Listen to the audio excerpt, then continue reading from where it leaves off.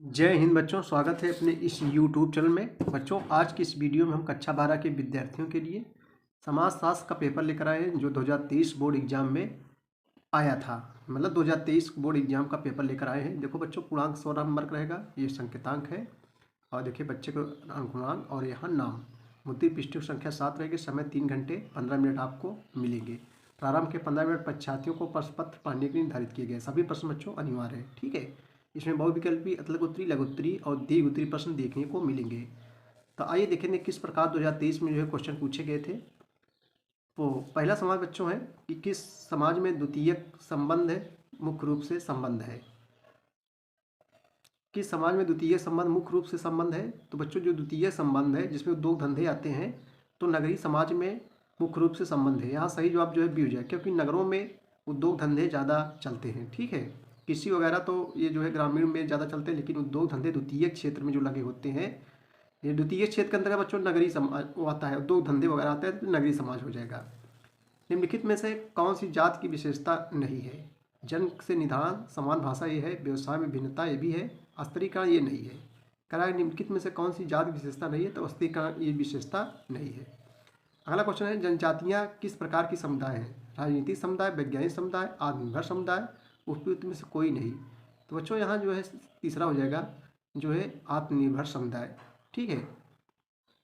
भारत में प्रथम अन्य पिछड़ा वर्ग आयोग जो है कब नियुक्त किया गया। 49 में, 56 में, 59 में, 53 में। भारत में प्रथम अन्य पिछड़ा वर्ग जिसको ओबीसी बोलते हैं, आयोग कब नियुक्त किया गया। ये जो है 1953 में जो है नियुक्त किया गया। अगला क्वेश्चन बच्चों, भारत में हरित क्रांति का जनक कौन है। भारत में हरित क्रांति का जनक MS स्वामीनाथन को कहा जाता है। अगर वो ऐसे पूछे बच्चों हरित क्रांति जनक किसे कहा जाता है, तो नॉर्मन बोरलॉग को।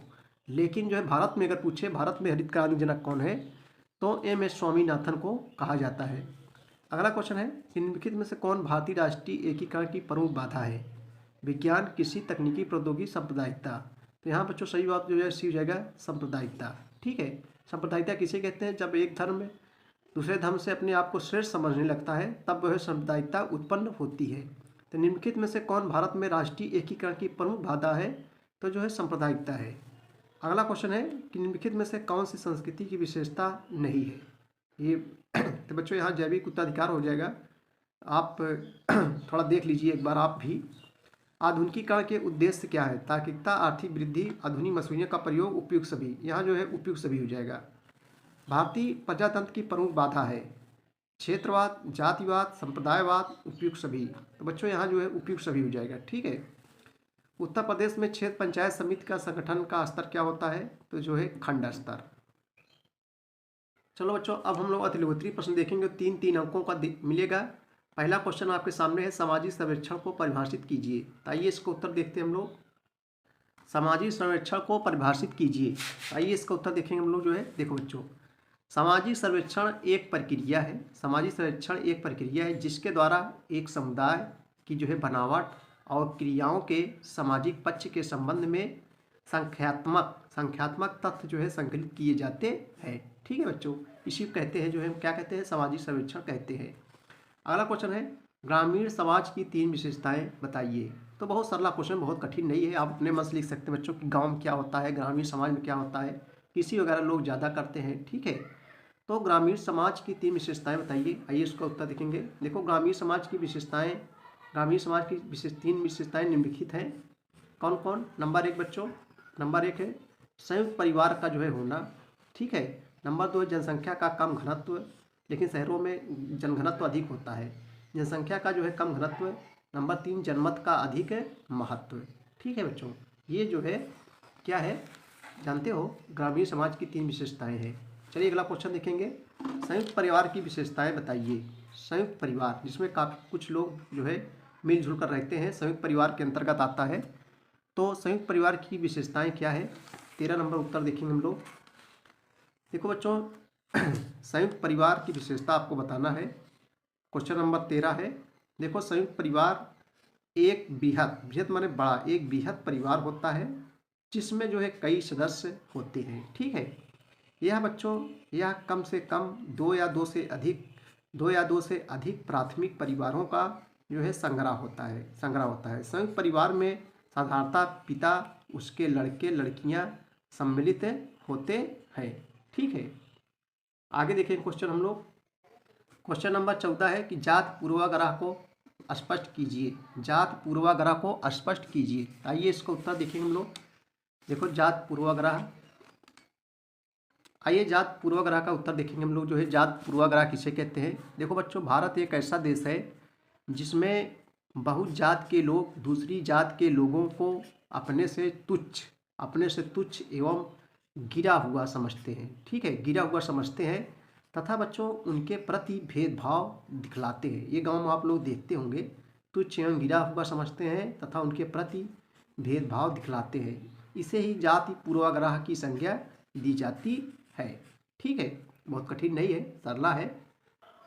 क्वेश्चन नंबर 15 है दिव्यांगों की प्रमुख समस्याएं क्या है। दिव्यांगों की, जो अपाहिज होते हैं बच्चों, जो पैर वगैरह से अपाहिज होते हैं, उन्हीं को दिव्यांग कहते हैं। दिव्यांगों की प्रमुख समस्याएं क्या है। तो 15 नंबर का ये उत्तर देखेंगे हम लोग। जो है क्या है, देखो दिव्यांगों की प्रमुख समस्याएं जो है निम्नलिखित है। ऐसे हम लोग लिखेंगे, दिव्यांगों की प्रमुख समस्याएं निम्नलिखित है। नंबर एक क्या है, भावनात्मक हीनता। क्या है बच्चों, भावनात्मक हीनता। देखो दिव्यांगों की सबसे बृहत समस्या जो है भावनात्मक हीनता है। अपनी कमियों के कारण ये जो है इनमें हीनता की भावना जन्म लेती है, जो इनके विकास को जो है बाधित करती है। ठीक है भैया। और नंबर 2 हेड डालेंगे, आवश्यक सुविधा से दूरी। दिव्यांग जनों की सर्वाधिक समस्या उनकी स्वास्थ्य रोजगार सुविधा से जो है दूरी है। ठीक है, आगे देखें क्वेश्चन हम लोग। क्वेश्चन नंबर 16 है बच्चों, सांस्कृतिक समुदाय से आप क्या समझते हैं। सांस्कृतिक समुदाय से आप क्या समझते हैं, ये भी 3 नंबर का है। तो आइए इसको उत्तर देखेंगे, सांस्कृतिक समुदाय से आप क्या समझते हैं। तो बच्चों हेड डाल लेंगे हम लोग, सांस्कृतिक समुदाय लोगों का एक समूह भाषा, रीति रिवाज, परंपराओं और अन्य विशिष्ट सांस्कृतिक लक्षणों के सामान्य बंधनों को साझा करता है और जिनके पास अनादिकाल से एक क्षेत्र पर कब्जा, अधिकार और उपयोग होता है। ठीक है, उसी को सांस्कृतिक समुदाय कहते हैं। चलिए दोस्तों, अगला क्वेश्चन हम लोग देखेंगे कि क्षेत्रवाद से क्या आशय है बच्चों। क्वेश्चन नंबर 17 है कि क्षेत्रवाद से आशय क्या है। क्वेश्चन नंबर 17 का उत्तर हम लोग देखेंगे, क्षेत्रवाद से क्या आशय है। देखो क्षेत्रवाद से अभिप्राय बच्चों किसी देश के उस छोटे से क्षेत्र से है जो आर्थिक, सामाजिक आदि कारणों से अपने अलग अस्तित्व के लिए जागृत होते हैं, उसे क्षेत्रवाद कहा जाता है। क्षेत्रवाद से अभिप्राय किसी देश के उस छोटे से क्षेत्र से है जो आर्थिक, सामाजिक आदि कारणों से क्या होते हैं, अपने अलग अस्तित्व के लिए जागृत होते हैं, उसी को कहते हैं क्षेत्रवाद कहते हैं। चलिए बच्चों हम लोग अगला क्वेश्चन देखेंगे। क्वेश्चन नंबर 18 देखेंगे हम लोग, दबाव समूह की अवधारणा क्या है। दबाव समूह किसे कहते हैं। देखो बच्चों, ये जो दबाव समूह होते हैं एक प्रकार से एक संगठन होते हैं। क्या होते हैं, संगठन। देखो ऐसे संगठन जो सरकार के ऊपर दबाव डालकर शासन करते हैं, यानी ये जो है बच्चों चुनाव नहीं लड़ते, यानी ये चुनाव नहीं लड़ते हैं, चुनाव लड़वाते हैं और सरकार के दबाव डालकर जो है क्या करते हैं, शासन करते हैं और राजनीति में अप्रत्यक्ष रूप से भाग लेते हैं। प्रत्यक्ष रूप से नहीं, अप्रत्यक्ष रूप से जो है भाग लेते हैं दबाव समूह, यानी दबाव डालकर सरकार पर जो है शासन करते हैं। एक प्रकार से बच्चों संगठन, जैसे किसान यूनियन आप सुने होंगे, किसान यूनियन एक प्रकार क्या है, संगठन है, दबाव समूह है। आरएसएस ये भी जो है एक दबाव समूह है। ठीक है, तो दबाव समूह दबाव डालकर शासन करते हैं, राजनीति करते हैं। अगला क्वेश्चन है नगरीय समाज की 3 विशेषताओं का उल्लेख कीजिए। तो बहुत सरला है, अभी हमने बताया कि नगरीय समाज में जनघनत्व अधिक होता है, पढ़े लिखे लोग अधिक होते हैं, औद्योगिकरण जो है क्या होता है बच्चों, ज़्यादा होता है, यानी उद्योग धंधे होते हैं और कृषि वगैरह तो ग्रामीण समाज होता है, लेकिन नगरीय समाज में पढ़े लिखे लोग होते हैं, शिक्षित ज़्यादा होते हैं, जनघनत्व अधिक होता है और उसके बाद में उद्योग धंधे होते हैं। ठीक है, यानी सेवा क्षेत्र में, नौकरी सर्विस में ज़्यादा लोग लगे होते हैं। तो ये सब बच्चों क्वेश्चन आप अपने मन से बना के लिखेंगे तो आपको पूरा नंबर मिलेगा। चलिए अगला क्वेश्चन देखेंगे हम लोग, संविधान से आप क्या समझते हैं। संविधान से आप क्या समझते हैं। तो बच्चों संविधान किसे कहते हैं, किसी भी देश में नियम कानून बनाए हुए संस्था को हम लोग क्या कहते हैं, संविधान कहते हैं। ठीक है, किसी भी देश के नियम कानून बनाए हुए संस्था को संविधान कहा जाता है। चलिए हम लोग लघुत्तरीय प्रश्न देखेंगे। अब जो है क्वेश्चन नंबर 21 है कि माल्थस के जनसंख्या सिद्धांत की जो है व्याख्या कीजिए। माल्थस के जनसंख्या सिद्धांत की व्याख्या कीजिए। ये लघुत्तरीय प्रश्न जो है 6 अंकों का रहेगा।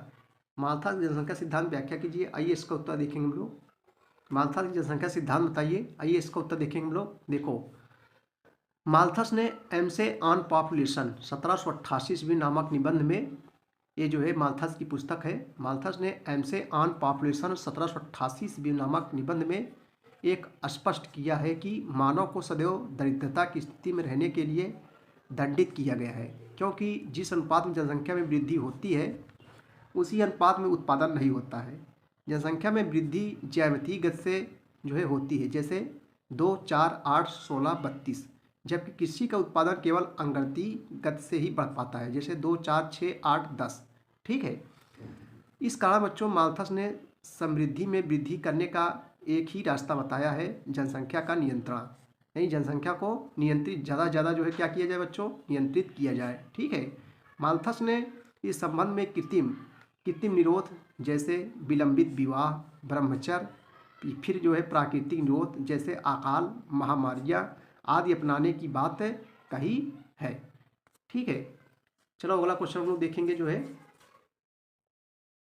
नातेदारी की प्रमुख श्रेणियों का वर्णन कीजिए। नातेदारी जिसको रिश्तेदारी कहते हैं, नातेदारी की प्रमुख श्रेणियों का जो है वर्णन कीजिए। आइए इसका उत्तर देखेंगे हम लोग जो है, नातेदारी। आइए इसका क्वेश्चन उत्तर देखेंगे हम लोग। देखो, नातेदारी में एक व्यक्ति का दूसरे व्यक्ति के साथ विधिक संबंध या जैविकी संबंध स्थापित होता है, जैसे बच्चों माता पिता एवं पति आदि।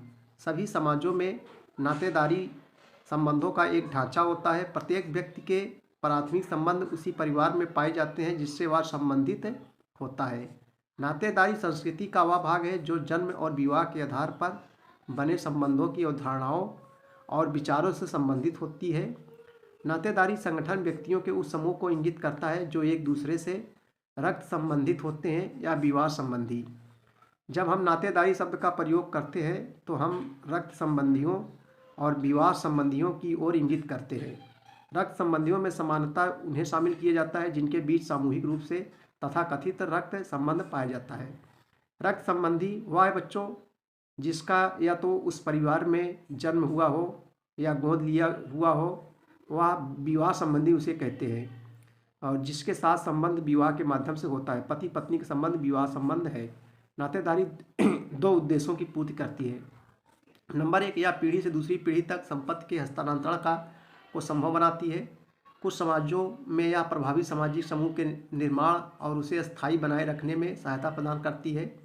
नातेदारी परिवार एवं विवाह जैसी दो जुड़ी संस्थाओं का प्रतिफल है, और यह अन्य मृत्यु व पुरुष स्त्री के शारीरिक संबंधों से जुड़े व्यवहार का नियमन करती है। यह नातेदारी को अधिकार एवं कर्तव्यों को ज्ञान कराती है। जहाँ समाज में नातेदारी संबंध महत्वपूर्ण होते हैं वहाँ वंशावली तय करने के लिए नियम भी स्पष्ट होते हैं। नातेदारी के प्रकार।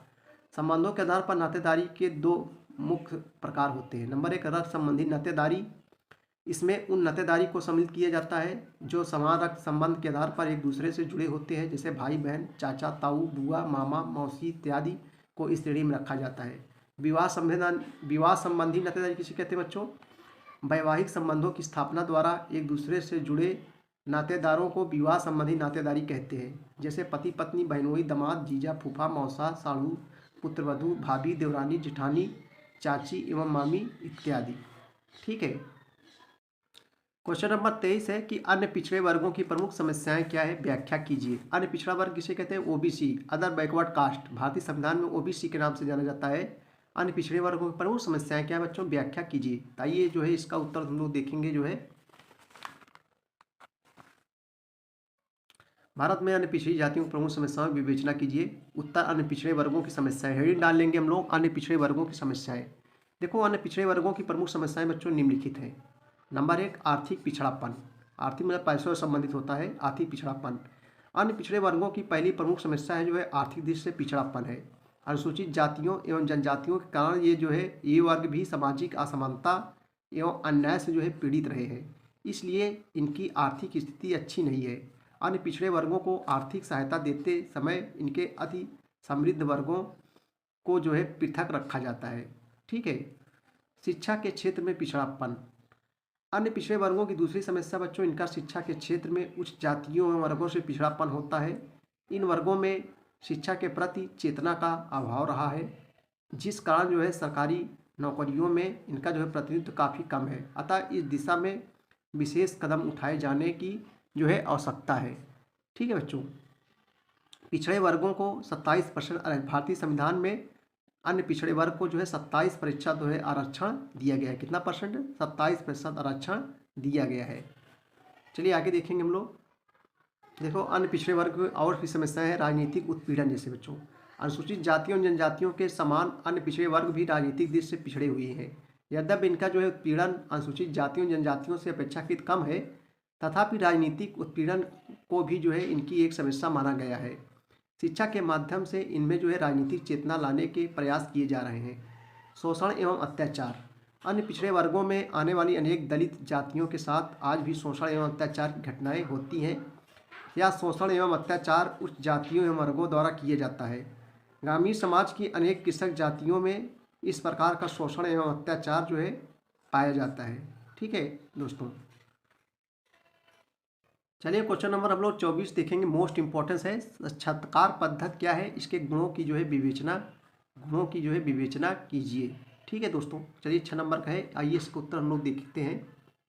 साक्षात पद्धति समझाइए तथा इनके गुण और दोषों की विवेचना की साक्षात्कार पद्धति को परिभाषित कीजिए। देखो, ऐसे पूछ सकता है, 2-3 मॉडल से जो है क्वेश्चन पूछ सकते हैं। आइए इसका उत्तर देखेंगे। देखो बच्चों, साक्षात्कार पद्धति सामाजिक अनुसंधान की वह पद्धति है जिसके द्वारा साक्षात्कारकर्ता वार्तालाप के दौरान सूचना प्रदाता के विचारों और भावनाओं को जानकर तथ्यों का जो है संकलन करता है। साक्षात्कार हमेशा व्यक्तिगत रूप से किया जाता है। ठीक है, साक्षात्कार पद्धति के गुण निम्नलिखित है। नंबर 1, इस पद्धति में लचीलापन होता है, अर्थात संबंधित विषयों पर विस्तार से चर्चा की जा सकती है। नंबर 2, इसमें प्रश्नों को आवश्यकतानुसार परिवर्तित एवं संशोधित किया जा सकता है। नंबर 3, यह जो है आमूल घटनाओं तथा अदृश्य तथ्यों व्यक्तिगत की मानसिक स्थिति के अध्ययन में सहायक होता है। इसमें सूचनादाता के प्रत्यक्ष संपर्क के कारण प्रत्युत्तर न मिलने की संभावना जो है समाप्त हो जाती है। ठीक है, देखो उसके बाद में बच्चों 25 नंबर, भारतीय समाज में पश्चिम काल के प्रभाव की व्याख्या कीजिए। ये भी 6 नंबर का है। सामाजिक परिवर्तन से क्या आशा है, विवेचना कीजिए। ये भी 6 नंबर का है। उसके बाद में दीर्घ उत्तरीय प्रश्न आपको देखने को मिलेंगे जो 8 नंबर को रहेगा। देखो बच्चों, जात से आप क्या समझते हैं? जात प्रथा में परिवर्तन लाने वाले उत्तरदायी कारकों की विवेचना कीजिए। अथवा संप्रदायवाद क्या है, भारत में इसके कारण एवं परिणामों की विवेचना कीजिए। ये सब हम पढ़ाए हैं, आप वीडियो पा सकते हैं बच्चों। देखो, इसमें से एक करना, चाहे इसको चाहे इसको। पंचायती राज व्यवस्था पर एक निबंध लिखिए। अथवा हरित क्रांति से आप क्या समझते हैं, ग्रामीण समाजों में इसे उत्पन्न परिवर्तनों को वर्णन कीजिए। एक करना इसमें, चाहे एक। भारत में प्रमुख महिला आंदोलन व्याख्या कीजिए। सरकार द्वारा महिलाओं के हित में किए गए प्रयत्नों को उल्लेख कीजिए। अथवा भारत में दहेज प्रथा क्या कारण है, भारतीय समाज में इसके प्रभाव बताइए। बहुत सरला है, ये तो अपने मन से पूरा लिख सकते हैं पूरा बच्चों। ठीक है, पूरा क्वेश्चन लिखिए, एकदम सरला क्वेश्चन है एकदम। तो वीडियो देखने के लिए बहुत बहुत धन्यवाद।